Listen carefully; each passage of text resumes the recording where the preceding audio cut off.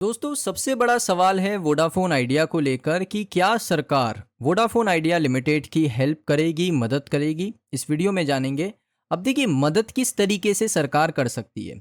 सरकार ने पहले ट्राई किया कि वोडाफोन आइडिया के अंदर स्टेक बायआउट करके एजीआर की जो लाइबिलिटी है, जो डेट है, उसको रिड्यूस कर दिया जाए ताकि कंपनी इंडिया के अंदर अच्छे तरीके से ऑपरेट कर पाए। लेकिन एजीआर ड्यूज आप कह सकते हो कि लगातार इंक्रीज होते हुए देखने को मिले, बढ़ते हुए आपको देखने को मिले हैं। अब मैं आपको एक रिपोर्ट बता रहा हूं जहां पर आप देख सकते हो कि the Modi government has put pressure on Vodafone idea. Vodafone idea के ऊपर सरकार ने प्रेशर डाला कि आपको एजीआर के ड्यूज भरना पड़ेगा। लेकिन यहाँ पर एक एक रूल्स था कि अब यहाँ पर रिकैलकुलेशन दोबारा से नहीं होगा ड्यूज का, एजीआर ड्यूज का दोबारा से कोई भी रिकैलकुलेशन नहीं करेगा।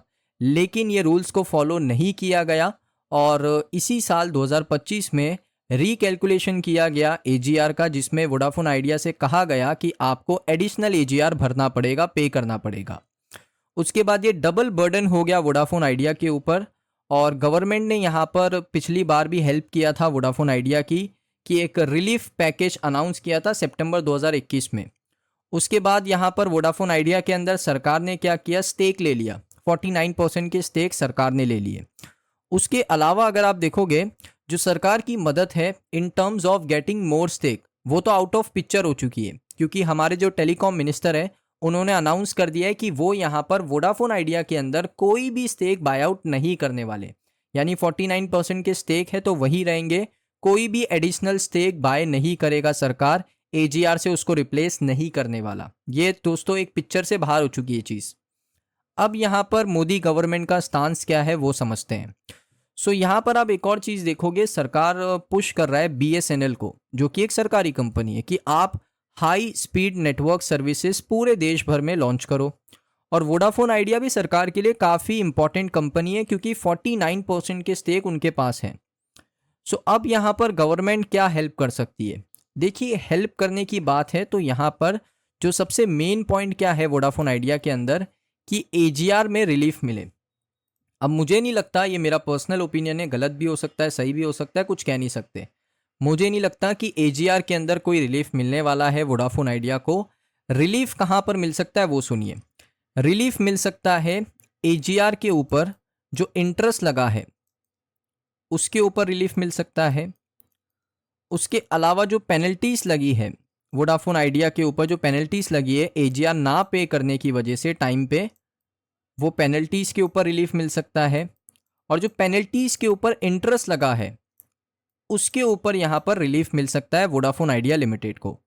एजीआर का जो अमाउंट है मुझे नहीं लगता वो अनचेंज रहेगा। और अभी जो नेगोशिएशन चल रहा है डीओटी और वोडाफोन आइडिया के बीच में, वो इसी चीज़ के ऊपर चल रहा होगा कि वोडाफोन आइडिया का यही पॉइंट ऑफ व्यू होगा कि आप हमें एजीआर के ऊपर रिलीफ नहीं दे रहे हो, कोई बात नहीं, आप हमें क्या कीजिए, पेनल्टीज, इंटरेस्ट और इंटरेस्ट ऑन पेनल्टीज, ये तीन चीज़ के ऊपर अगर रिलीफ मिल जाता है तो सिर्फ एजीआर का अमाउंट बचेगा, जिसको टाइम बाय टाइम पे कर कर उसको ज़ीरो कर सकती है वोडाफोन आइडिया। अगर इतनी चीज़ भी अप्रूव कर देते हैं डीओटी के साथ और सुप्रीम कोर्ट के अंदर ये फैसला हो जाता है कि जो पेनल्टीज है, जो इंटरेस्ट है, जो इंटरेस्ट ऑन पेनल्टीज है, उसके ऊपर रिलीफ दे दिया जाए वोडाफोन आइडिया को, तो उससे अच्छी खबर वोडाफोन आइडिया के शेयर होल्डर्स के लिए कुछ नहीं होने वाली।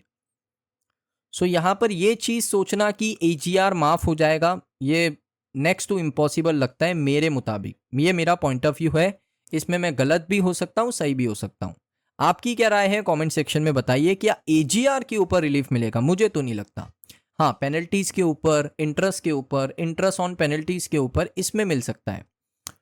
उसके अलावा अगर आप देखोगे ना, मेन इंपॉर्टेंट चीज़ क्या है कि मोदी गवर्नमेंट ने काफ़ी हेल्प करी वीआई की कुछ सालों में अगर आप देखोगे, लेकिन अब यहाँ पर कुछ मेजर हेल्प के बारे में सोचना थोड़ा सा ट्रिकी है। वही मैं कह रहा हूँ कि एजीआर ही माफ़ हो जाएगा, ये थोड़ा सा ट्रिकी है। लेकिन अभी भी इसके ऊपर फाइट चल रहा है गवर्नमेंट और टेलीकॉम कंपनी वोडाफोन आइडिया के बीच में सुप्रीम कोर्ट के अंदर। सुप्रीम कोर्ट का हियरिंग दोस्तों बहुत ही जल्द आपको देखने को मिलने वाला है, तो उसके लिए हमें थोड़ा वेट करना पड़ेगा, क्योंकि सुप्रीम कोर्ट का हियरिंग होगा, उसके बाद ही हमें पता चलेगा कि फाइनल फैसला क्या है सुप्रीम कोर्ट का। क्या रिलीफ मिलेगा टेलीकॉम कंपनी वोडाफोन आइडिया को एजीआर के ऊपर?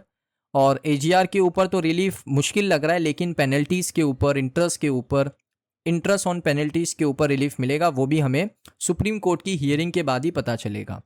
अब देखिए इस वजह से ना कंपनी कमज़ोर हो चुकी है। अगर आप इनका रिजर्व देखोगे माइनस में, -141.713 लाख करोड़ रिजर्व माइनस में चल रहा है। कंपनी का डेट 2,33,229 करोड़ पर है। इस वजह से कंपनी यहाँ पर इंटरेस्ट काफ़ी ज़्यादा पे करती है। इस वजह से कंपनी का डेप्रिसिएशन काफ़ी ज़्यादा है, तो प्रॉफिट ही नहीं कर पाती है। मैं आपको लेकर चलता हूँ कंपनी के प्रॉफिट के ऊपर। सो सेल्स देखिए 11,000 करोड़ कंपनी करती है, जिसमें एक्सपेंस होता है 6,410 करोड़ का। अगर एक्सपेंस में अगर आप देखोगे, मटेरियल कॉस्ट 0%, एम्प्लॉय कॉस्ट अगर आप देखोगे 4.93% का है। तो एम्प्लॉय कॉस्ट यहाँ पर 4.93% है। उसके साथ कंपनी का मार्जिन भी अच्छा है। अदर इनकम भी कंपनी की अच्छी आ जाती है। अदर इनकम में क्या क्या चीज़ें होती है बता देता हूँ। इसमें अदर इनकम नॉर्मल, यानी जो कंपनी अलग तरीके से पैसे कमाती है डिविडेंड के थ्रू, वो सारी चीज़ें होती है। अदर इनकम की कोई चिंता नहीं है। प्रॉफिट बिफोर टैक्स माइनस में हो जाता है, क्योंकि कंपनी जो इंटरेस्ट है वो कितना पे कर रही है। इंटरेस्ट अगर आप देखोगे 5,893 करोड़, और कंपनी का डेप्रिसिएशन भी हो रहा है ना, जो अमाउंट कंपनी अर्न कर रही है उसमें डेप्रिसिएट भी हो रहा है 5,472 करोड़, तो माइनस में आ गया प्रॉफिट। अब यहाँ से कंपनी टैक्स भी पे नहीं करती है, क्योंकि प्रॉफिट ही नहीं किया, लॉस के ऊपर थोड़ी टैक्स पे करना है। सो मेन इंपॉर्टेंट चीज़ क्या है कि कंपनी को अपने इंटरेस्ट को कम करना है, डेप्रिसिएशन जो हो रहा है कंपनी के अंदर उसको कम करना है। अगर ये दो चीज़ कम हो जाती है, मान लेते हैं यहाँ पर दोनों चीज़ 5,000 करोड़ में हो जा रही है, ये नेक्स्ट टू इम्पॉसिबल सोच है, बट एक आइडिया मैं आपको दे रहा हूँ, एक एग्जाम्पल के लिए मैं आपको बता रहा हूँ। मान लेते हैं कि इंटरेस्ट और डेप्रिसिएशन दोनों 2,500 करोड़ के। अब यहाँ पर अगर मैं कैलकुलेट करूँ, ऑपरेटिंग प्रॉफिट आया था 4,612 करोड़ का। एक कैलकुलेटर ओपन कर लेते हैं, आई थिंक सर्च करना पड़ेगा। ओके, कैलकुलेटर ओपन हो गया। अब इसमें मान लेते हैं कि ऑपरेटिंग प्रॉफिट आपका कितना था, 4,612 करोड़ का। अब इसमें अगर हम 5,000 करोड़ करें तो -388 करोड़ का लॉस रहेगा। तो लॉस यहाँ पर बहुत कम हो जाएगा। और उसके बाद अगर आप रेवेन्यू के ऊपर फोकस करोगे, रेवेन्यू आप 12,000 15,000 करोड़ करोगे और एक्सपेंस कम करोगे, और आपका जो डेप्रिसिएशन इंटरेस्ट कम होता रहेगा, तो डेफिनेटली एक ना एक दिन प्रॉफिटेबल बनेगी। लेकिन उसके लिए बहुत टाइम लगेगा। ऐसा नहीं है कि आज कंपनी ने डेप्रिसिएशन कम कर दिया, इंटरेस्ट कम कर दिया तो कंपनी प्रॉफिटेबल हो जाएगी, ऐसा बिल्कुल नहीं है।